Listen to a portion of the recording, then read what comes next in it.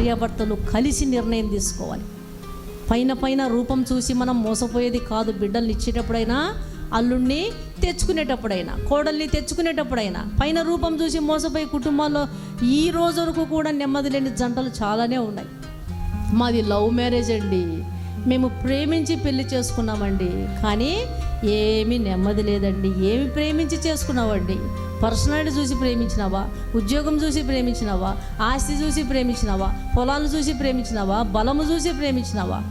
బంధువర్గం చూసి ప్రేమించినావా? ఏం చూసి ప్రేమించినావని నీకు నెమ్మది ఉంటుంది? ఆత్మ సంబంధమైన స్థితిలో. అందుకొరకే వివాహాల కొరకు ఏం నేర్చుకుంటున్నా మనము?